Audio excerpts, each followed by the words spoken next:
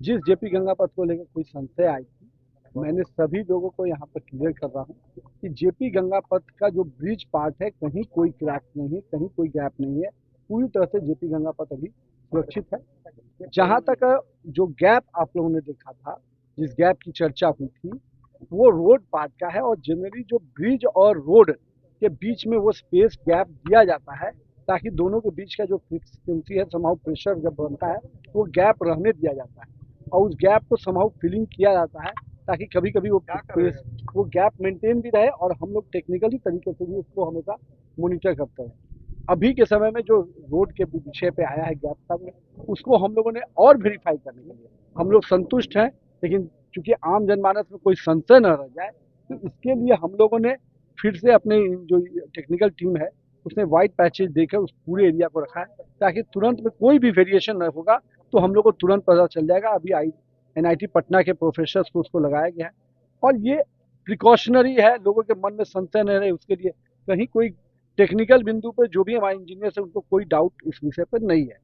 इसके बावजूद भी हम लोग पूरे राज्य में ब्रिज मेंटेनेंस पॉलिसी ला रहे हैं और ब्रिज मेंटेनेंस पॉलिसी का एक बड़ा पार्ट है थर्ड पार्टी ऑडिट। जो थर्ड पार्टी ऑडिट के भी निर्णय हम लोगों ने डिपार्टमेंट से ले लिया है। मैंने उसी के क्रम में कहा था कि थर्ड पार्टी ऑडिट जो हम लोग का सभी राज्य के सभी ब्रिजेज का थर्ड पार्टी ऑडिट होना है, उसी क्रम में मैंने कहा था कि इसका भी थर्ड पार्टी ऑडिट में प्राथमिकता देते हुए, प्रायोरिटी देते हुए उसको हम पहले करवाएंगे। यही बात है और मैं आपके माध्यम से सबको संतुष्ट करूंगा कि जो ब्रिज पे हम लोग खड़े हैं, जेपी गंगा पथ, माननीय मुख्यमंत्री के कर कमलों द्वारा जो ये कुछ ही दिन पहले इसका उद्घाटन हुआ था, वो पूरी तरह से सुरक्षित है, आवागमन के लिए तैयार है।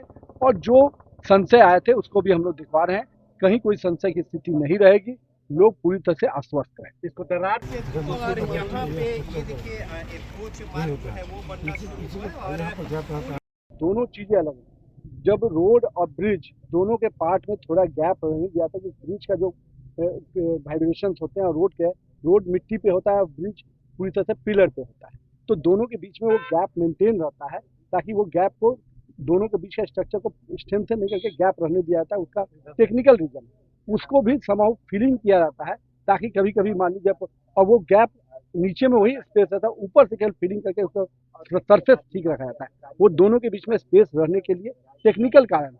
अब इस चीज को जो भी हमारे इंजीनियर्स हैं वो बेहतर समझते हैं और हम लोग आपको आश्वस्त कर सकते हैं कि ये कोई थ्रेट नहीं है इस ब्रिज पे, कहीं कोई ब्रिज के पार्ट में थ्रेट नहीं है।